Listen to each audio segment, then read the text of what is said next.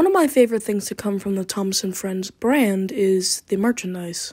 There's always so much variety to what comes to these types of toys. From die-cast, battery-operated, push-alongs, the list goes on. But I have noticed a drop in quality. I'm pretty sure everyone has, honestly. The Thomas brand wasn't the same after that Mattel buyout. So come join us today as we look into the Thomas brand and see what the hell happened.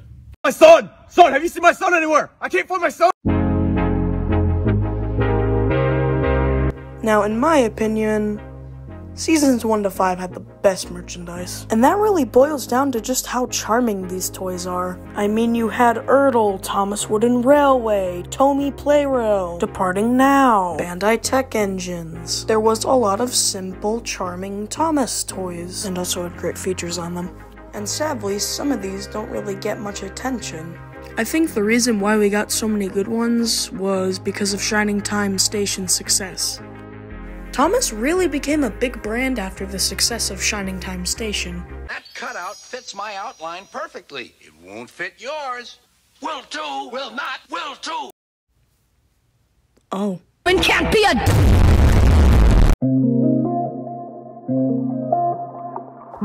To me, Magic Railroad has always had a place in my heart, and the merchandise that came afterwards was amazing. I mean, you had the Thomas Wooden Railway Muffle Mountain set, the 100-piece set, Ertl was releasing new characters from the movie, and a bunch of other stuff. Man, I wish I was around at this time. Magic Railroad might have done poorly, but it made up its money through merchandise.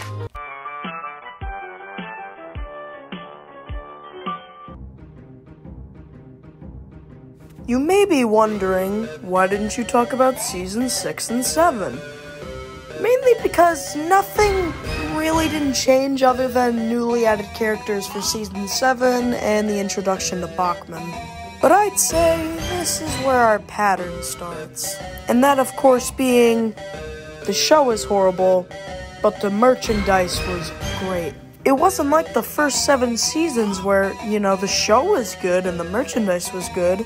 This is where the show started introducing characters just for merchandise. And I will agree with the fandom, some of them had really good character. But at the end of the day, they weren't trying to pull off something groundbreaking, they were just doing it for merchandise. The cha-ching cha-ching.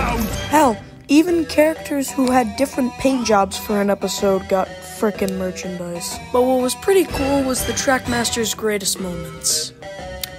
Except for that Skarloey one, that episode was just fun. I want to light the entirety of Season 12 on fire, I hate it so much. Don't worry, I take another photograph. Please shut up, Italian person. Anyways, back to what I was saying. The Greatest Moments engines, while some were based off of hit era episodes, did have merchandise for episodes from the classic era.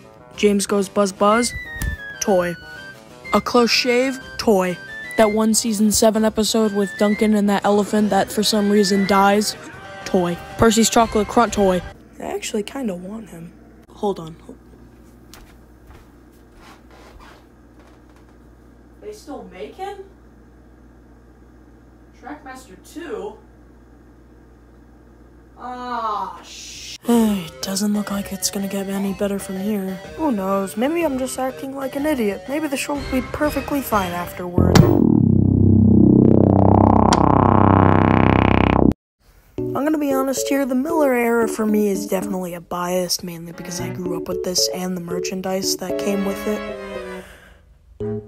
But that doesn't mean it's a really horrible series with dumb lines and Michael Brandon. This firebox was on fire. But that's not to say that the merchandise was so good, man.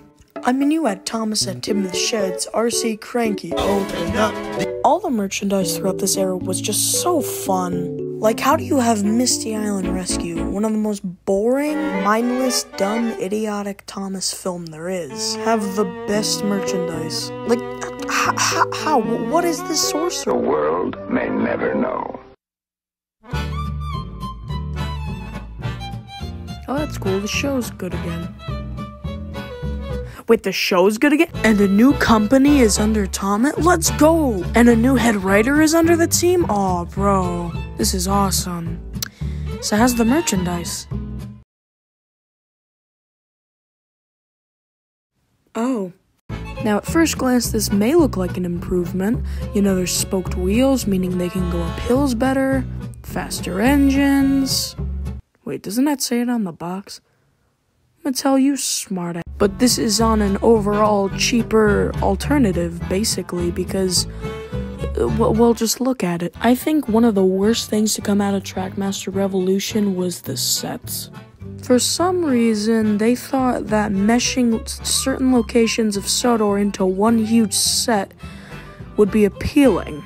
And I'm sure this appeals to younger kids. I mean, I can see why. It does seem like fun having to, race engines and, stuff like that. But I prefer the more simple sets. The early Trackmaster and Tomy and Playro sets were templates, really. I mean, it was just so you could add on to it. With stuff like the Superstation, you can't really add this to your layout in any other way. It's always going to be the Superstation, and you can't change that.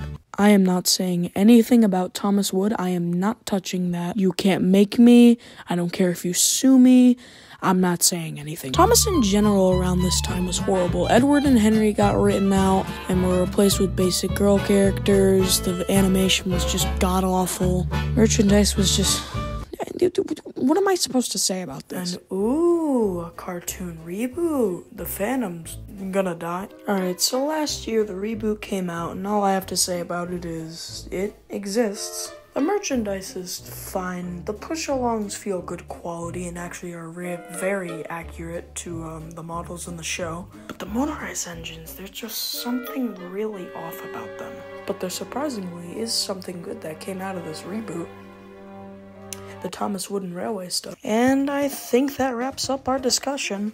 Again, one of my favorite things about Thomas is definitely how they pull off their merchandise, because even though recently there have been pretty bad ones, the old ones have so much charm to them. Anyways, I hope you enjoyed this video. Please remember to like and subscribe, and I'll see you all in the next one.